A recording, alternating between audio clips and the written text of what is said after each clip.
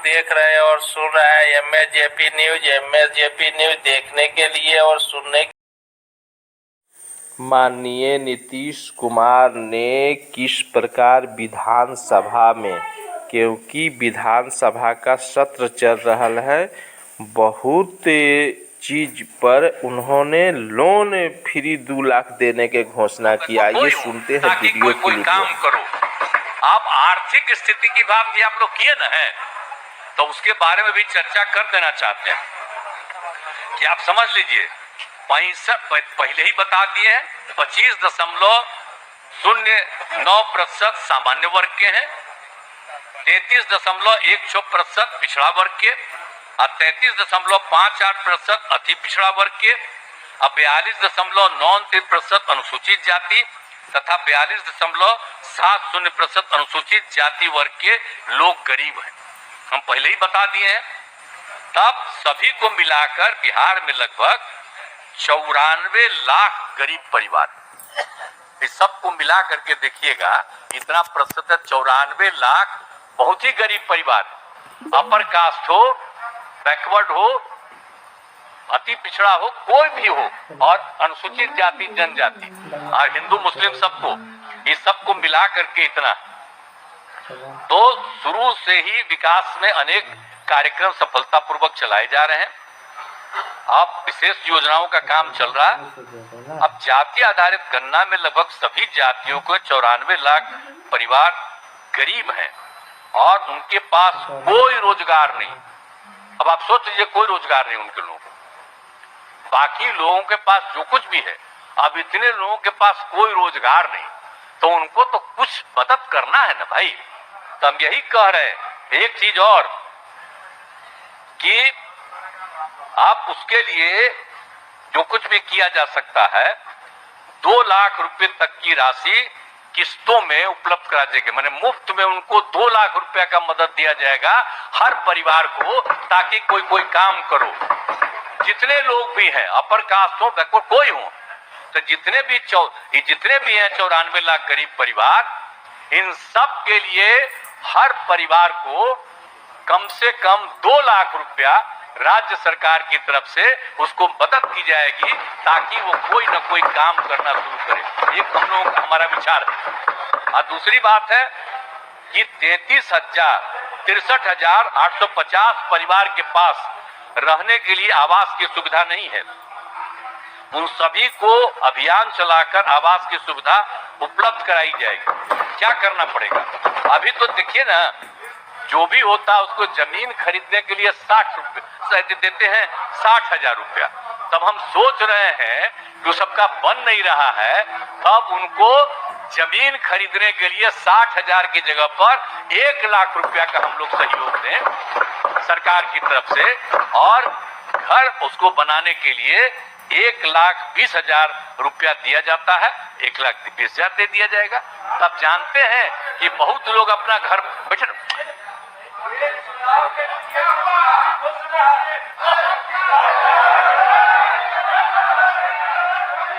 अरे नहीं सब बात, अरे ये सब बात नहीं है। अरे हम तो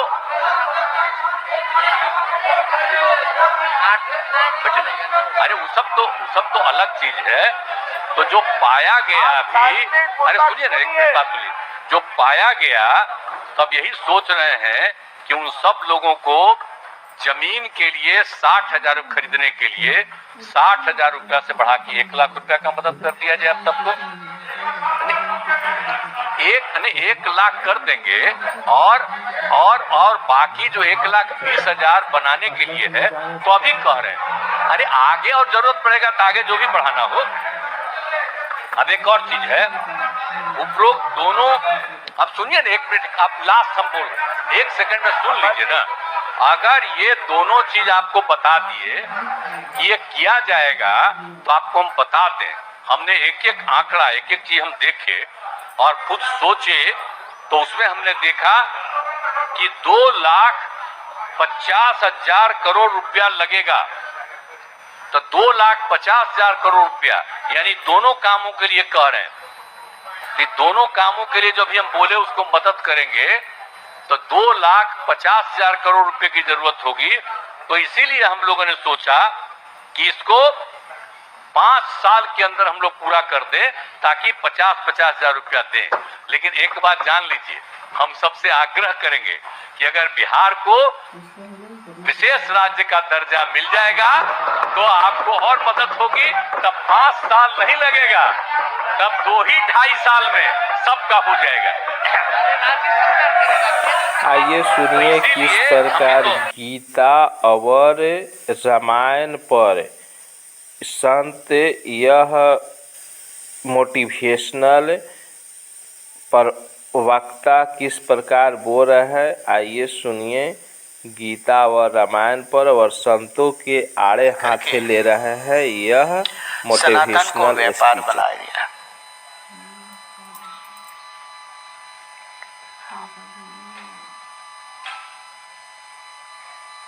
और ये व्यापार इतना ज्यादा है कि करोड़ों रुपए लिए जाते हैं एक परफॉर्मेंस। मैं तो परफॉर्मेंस बोलता हूं उसको, ज्ञान क्या है मुझे नहीं पता। क्योंकि जब रामायण लिखी गई या जब गीता लिखी गई तो भाषा शैली संस्कृत थी। संस्कृत श्लोक की तरह से लिखी जाती है।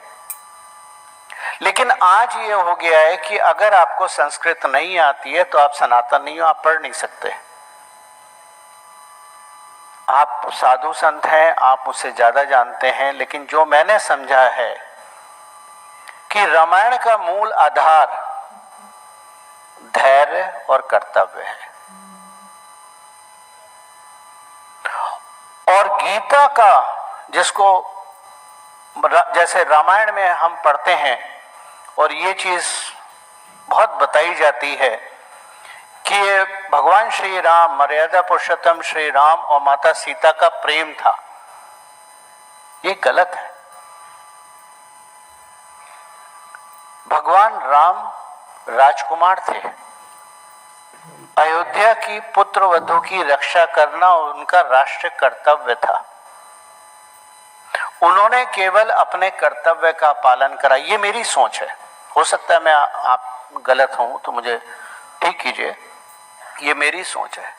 उसी प्रकार जब गीता में हम बोलते हैं कि ये कर्म की वाणी है, ये गलत है मेरे हिसाब से। कर्म का नहीं है। भगवान कृष्ण अगर कर्म का होता तो 5 पांडव को ही देना जरूरी था। भाई सारे भाई बराबर। कर्म की व्याख्या भगवान से मिल रही है, वो तो सबको बराबर होनी चाहिए। अर्जुन ही क्यों? और अर्जुन महाभारत के युद्ध में बीच दोनों सेनाओं के बीच में खड़े होके क्यों? भाई शाम को कैंप में आप दे सकते थे, सुबह कहीं दे सकते थे, 5 भाइयों को बिठा के दे सकते थे। युद्ध भूमि के बीच में गीता का ज्ञान देने का केवल एक उद्देश्य था, क्योंकि सबसे कंफ्यूज्ड और भय से घिरा हुआ व्यक्ति अर्जुन था। गीता का उपदेश आपके मन में से भय निकालना है। 18 अध्याय में 18 प्रकार के भय हैं।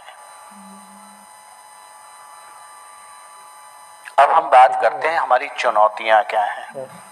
एक चुनौती तो मैंने आपको बता दी, जो आपके वस्त्र पहन के 2 करोड़ रुपए में कथावाचक बेचते हैं।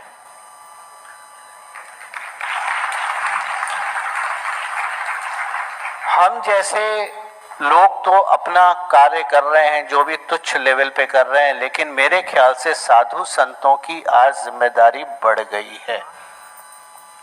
सनातन का जो इतना बुरा हाल हो रहा है, ये यही हो रहा है क्योंकि हम अपने आश्रम से बाहर नहीं आते। हमें अपने आश्रम से बाहर आना है, हमें अपने जो सनातन समाज के परिवार हैं वहां तक पहुंचना है। सनातन को आजकल के मॉडर्न बच्चे क्यों नहीं पसंद करते? क्योंकि वो इतना कंफ्यूजिंग बना दिया गया है। मुझसे ज्यादा आप जानते हैं कि जरूरी नहीं कि आप मंदिर में ही जाएं, आप यज्ञ के माध्यम से भी कर सकते हैं पूजा, आप ध्यान भी लगा सकते हैं। लेकिन रूढ़िवादी तरीकों से जो हमारे बच्चों को सिखाया जाता है, बच्चे दूर भाग रहे हैं। माता पिता, खासतौर से सनातनी माता पिता को लगता है कि ये व्यर्थ है, सेकुलर होना जरूरी है। दूसरी तरफ अगर आप देखें तो बहुत सारे ऐसे संगठन हैं, मैं किसी का नाम नहीं लूंगा, मैं सबका आदर के साथ में देखता हूं, लेकिन सच मानिए आज सनातन जो आप टीवी पे देखते हैं, सोशल मीडिया में देखते हैं, वो जय श्री राम से शुरू होकर भगवा झंडे पे खत्म हो जाता है। इस दूरी को जय श्री राम बोलने के बाद भगवत झंडे उठाने तक बहुत सी डेप्थ है जिसमें जाने की जरूरत है, जो हम नहीं जाते। और ये इतना पेचीदा बना दिया गया है कि परिवार इस तरफ नहीं जाता, बच्चे इस तरफ देखना पसंद नहीं करते। तो आदरणीय साधु, पूजनीय साधु संतों, आपसे निवेदन है एक छोटे से भारत के निवासी का कि परिवारों में पहुंचिए। कुछ व्यवस्थाएं हमें बदलनी पड़ेंगी कि एक आम इंसान भी हमारे आश्रम में आ सके, सीख सके। सनातन, मैं बोलता हूं सरल सनातन है, सनातन सरल है। सनातन बहुत सरल है, लेकिन जो बिजनेस बीच में आ गया है उसने सनातन को बहुत कॉम्प्लिकेट कर दिया है। और जब भी आप कोई चीज कॉम्प्लिकेट करते हैं तो लोग सिंप्लिसिटी के लिए दूर भागते हैं। आप खुद हैं, धर्म की क्या इंग्लिश है? हमें पढ़ाया जाता है धर्म की इंग्लिश होती है रिलीजन। धर्म की इंग्लिश रिलीजन है ही नहीं, धर्म की इंग्लिश है ही नहीं। अंग्रेजों में इतनी सामर्थ्य नहीं थी कि वो धर्म को इंग्लिश में बता सके। और उसी तरह सिंपलिसिटी, आपने सुना है ना, सिंपल रहना चाहिए, सिंपल ये करना चाहिए। सरल की इंग्लिश सिंपल नहीं है। सरल होना जरूरी है, सिंपल होना जरूरी नहीं है। जैसे हम कहते हैं हमारे साधु संत बड़े सिंपल रहते हैं, मुझे कोई प्रॉब्लम नहीं है अगर आपके आश्रम में एसी लगे, लेकिन क्या आप सरल हैं? कितने सरल हैं? सरलता का अर्थ ये होता है कि क्या मैं कभी भी आपके पास आके अपनी मन की व्यथा या कुछ प्रश्न है वो पूछ सकता हूं? हमारे देश में एक नेता थे जिनको महात्मा की उपाधि किसी ने दे दी थी। सरोजनी नायडू ने उनके लिए कहा था, His simplicity is very expensive to maintain. उनकी सिंप्लिसिटी को मैनेज करना बहुत खर्चीला है। तो ऐसे धोती पहनने से क्या फायदा?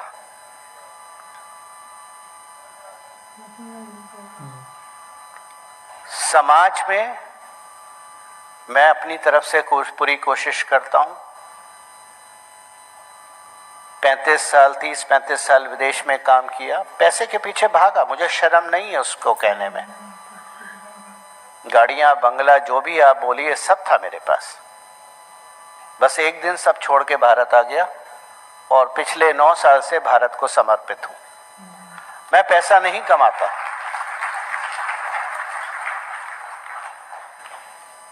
पैसे को तो पता नहीं कब मैंने छोड़ चुका हूं, लेकिन जो भी मेरी छोटी मोटी सामर्थ्य है, उस सामर्थ्य के माध्यम से मैं राष्ट्र को, युवा को और बुजुर्गों को भी जगाने की कोशिश करता हूं। जो भी साधु संत मेरे सामने बैठे हैं, हमारे पीछे हम मेरे जैसे आम इंसान बैठे हैं, लोग बैठे हैं। कभी आपने जिस कॉम्प्लेक्स में रहते हैं, जिस रेजिडेंशियल एरिया में रहते हैं, कभी आपने विचार किया कि आपका, हो सकता है आप रिटायर हो चुके हो, रिटायरमेंट के बाद आप क्या करते हैं? टीवी के सामने बैठते हैं, या आप ये सोचते हैं कि मैंने जितना जीवन में जो मेरी सामर्थ्य सरकार के लिए दी, सरकारी कर्मचारी थे तो, प्राइवेट में थे तो, क्या अब आपकी जिम्मेदारी नहीं है कि युवा वर्ग के बीच में बैठ के अपने अनुभव और उसमें खास तौर से अपनी गलतियों को युवाओं को बताएं? नहीं करते हैं हम। हमारे एक वक्ता है, हमारे अच्छे मित्र हैं अशोक भाई जी, जिस इंडस्ट्री से आते हैं, शाम को 5 बजे उसकी दुकान खुलती है, रात के 11 बजे तक, और एक ही काम होता है, इसको उससे लड़वाओ, उसको उससे लड़वाओ।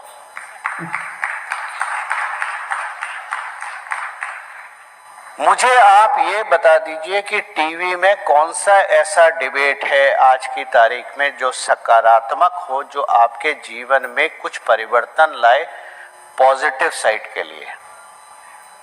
न धर्म के प्रति है, न राष्ट्र के प्रति है, न व्यक्तिगत उत्थान के प्रति है।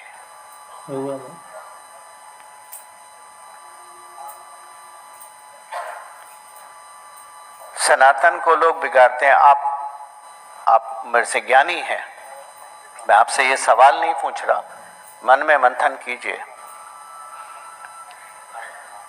भगवान श्री राम जब रावण के साथ युद्ध कर रहे थे तो बार बार सिर काटते थे, सिर वापस आ जाता था, रावण नहीं का वध नहीं हो रहा था। लेकिन तब विभीषण ने कहा, प्रभु रावण की नाभि में अगर आप तीर मारेंगे तो रावण का वध होगा। मैं सही बोल रहा हूं ना? ये हम सब ने पढ़ा है, हमें पढ़ाया गया है, हमारे गुरुजनों ने समझाया है, लेकिन इसको थोड़ा सा और आगे लेके जाते हैं। नाभि में क्यों? दिल में भी तो मार सकते हैं।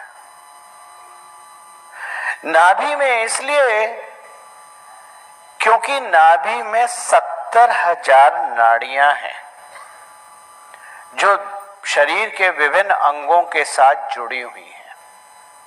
अगर आप आयुर्वेद के डॉक्टरों से बात करें तो वो आपको बताएंगे कि नाभि में विभिन्न तरह के तेल लगाने से उपचार होता है।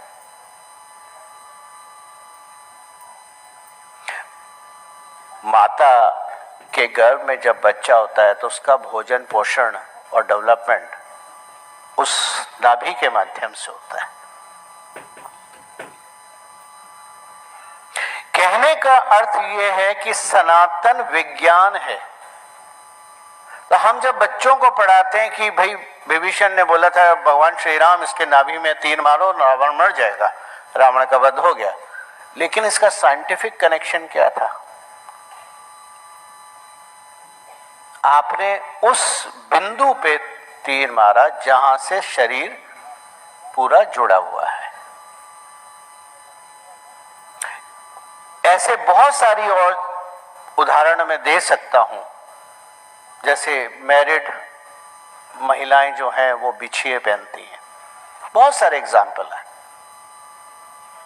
ये हमारी जिम्मेदारी है कि पीढ़ियों को, जो नई पीढ़ी है उसको ये साइंस समझाएं, क्योंकि सनातन विज्ञान है, सनातन धरती का नहीं है, सनातन ब्रह्मांड है, सनातन यूनिवर्स है। नासा तो 1950 में आया था, 20 रुपए का पंचांग पता नहीं कितने हजार साल पहले बता रहा है कि सूर्य ग्रहण और चंद्र ग्रहण कब होगा। तो हमारे पास चुनौतियां हैं और बहुत चुनौतियां हैं, खास तौर से नई पीढ़ी को लेके उनका मार्गदर्शन करने वाला कोई नहीं है। दूसरा जो हमारे साथ चुनौतियां हैं, सबसे बड़ी चुनौती पेरेंटिंग। माता पिता का दायित्व कहाँ है आज? हम कुत्ते बिल्लियों की दौड़ में इतने भाग रहे हैं कि जो मेटेरियलिस्टिक अचीवमेंट है उनको हम जीवन का अचीवमेंट समझने लगे हैं। पड़ोसी के पास 50 इंच का टीवी क्यों है, मेरे पास 55 का होना चाहिए, उसके पास 55 का क्यों है, मेरे पास 72 का होना चाहिए। दोनों माता पिता, और क्षमा मांगता हूं जो माताएं यहाँ पर और बहनें यहाँ पर हैं, मैं कड़वा बोलने के लिए जाना जाता हूं और बिना निसंकोच मैं ये बात बोलता हूं कि एक पुरुष और महिला में बराबरी नहीं हो सकती। नारी वो कर सकती है जो पुरुष नहीं कर सकता,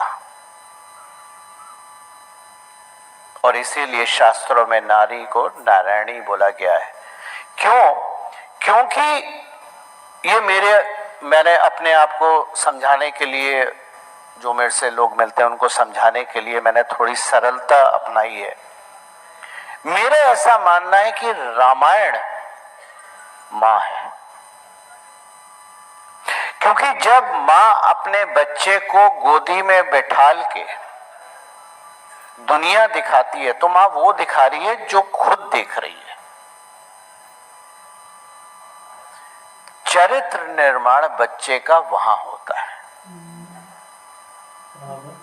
ये मां की जिम्मेदारी है, यहाँ पिता का रोल नहीं है। मां निर्माण करती है, पिता का अंश होता है। तो जब तक माता ने अपने बच्चे को जब केयर टेकर पे छोड़ दिया तो चरित्र का निर्माण तो नहीं होगा, और चरित्र का निर्माण अगर नहीं होगा तो इस देश के काम नहीं आएगा वो बच्चा। भगवान श्री राम और रावण में अगर कंपैरिजन करा जाए तो रावण बहुत प्रख्यात पंडित था, दिव्यस्त्र थे, भगवान शिव का मतलब डायरेक्ट कनेक्शन वाला आशीर्वाद था, रईस भी बहुत था, सोने की लंका बना रही थी, सामर्थ्य भी बहुत था, बहुत सारे बलशाली योद्धा थे उसके। उधर भगवान श्री राम जो पुरुष अवतार में थे, न सेना थी, सेना के नाम पे वानर थे, न लंका जैसी सोने की लंका पैसा था, न योद्धा थे, लेकिन फिर भी भगवान श्री राम जीते। कारण एक ही था, रावण के पास चरित्र नहीं था, प्रभु श्री राम के पास चरित्र था। सनातन समाज को अगर मजबूत करना है तो ये एक दिन का काम नहीं है, ये एक महीने का काम नहीं है, ये 10 साल का काम नहीं है, कम से कम 2 पीढ़ी खपानी है हमें। और हमें बच्चों का वो चरित्र निर्माण करना है जिससे आने वाले वर्षों में हमारे सामने सनातनी योद्धा तैयार हो। हमारी एक बीमारी है, और हम सब की बीमारी कह रहा हूं, जो हमारे काशी के मित्र बैठे हैं उन सब की, और भारत के सारे मेरे जैसे लोगों की। मैंने एक बार एक लाइन लिखी थी, कर्तव्य के मार्ग पे चल के, कर्तव्य के मार्ग पे चल के अधिकारों की प्राप्ति होती है।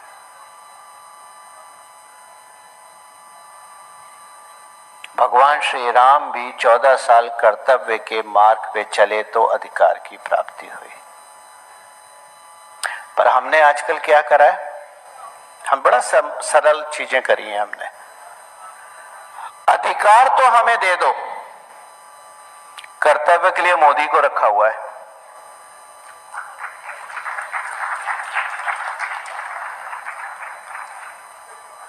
और इसको समझने का शास्त्रों में जो व्याख्यान है वो इस प्रकार है कि त्रिलोक विजयी और त्रिलोक के राजा भगवान श्री कृष्ण सारथी बने थे, मार्गदर्शन दे रहे थे। युद्ध अर्जुन को लड़ना पड़ा। युद्ध हमें लड़ना है। जो आशीष पे बैठे हैं वो हमारा मार्गदर्शन करते हैं। जब वो गंगा में डुबकी लगा के और बाबा के दरबार में जाके जल अभिषेक करते हैं तो ये बता रहे हैं कि हमें अपने सनातन पे गर्व होना चाहिए। वो आपको सामने आके नहीं कहेंगे कि इसको मार दो, उसको मार दो, इसको हटा दो, उसको हटा दो। वो एक प्रधानमंत्री की गरिमा नहीं है। अब सवाल, जो समय पूरा हो जाए तो मुझे बता दीजिएगा, क्योंकि जो आदमी 6 से 8 घंटे बोलता है माइक पकड़ के, उसको आपने 20 मिनट दिए। हिस्टोरिकल रिकॉर्ड है। अब एक सवाल आता है, 2.5 मोर्चा क्या है? 2.5 मोर्चा, 2.5 मोर्चा जनरल विपिन रावत ने बोला था। इसमें 2 मोर्चे तो हमारे पूरब और पश्चिम में बैठे हैं, जिनको ठोक बजा के हम सही कर देंगे। पश्चिम वालों को तो ठोक बजा दिया है, पूरब वालों की भी ठिकाने लगा देंगे। वो आप चिंता ना कीजिए। जो हमारे पास चुनौती है वो आधा मोर्चा है। छोटे बड़े खबर सुनने और देखने के लिए एमएजेपी न्यूज देखें। सत्य, संघर्ष और अपना ज्ञान बढ़ाने के लिए देखते रहिए एमएजेपी न्यूज। न्याय से वंचित को न्याय दिलाने के लिए एमएजेपी न्यूज कृत संकल्प है। आइए एक बार जरूर मिलिए एमएजेपी न्यूज और देखिए एमएजेपी न्यूज। और देखने के लिए एमएजेपी न्यूज देखें। सत्य, संघर्ष और अपना ज्ञान बढ़ाने के लिए देखते रहिए एमएजेपी न्यूज। न्याय से वंचित को न्याय दिलाने के लिए एमएजेपी न्यूज कृत संकल्प है। आइए एक बार जरूर मिलिए एमएजेपी न्यूज और देखिए एमएजेपी न्यूज। देखते रहिए एमएजेपी न्यूज। सत्य, संघर्ष और अपना ज्ञान बढ़ाने के लिए देखते रहिए एमएजेपी न्यूज। जय हिंद, भारत माता की जय। जय श्री राम।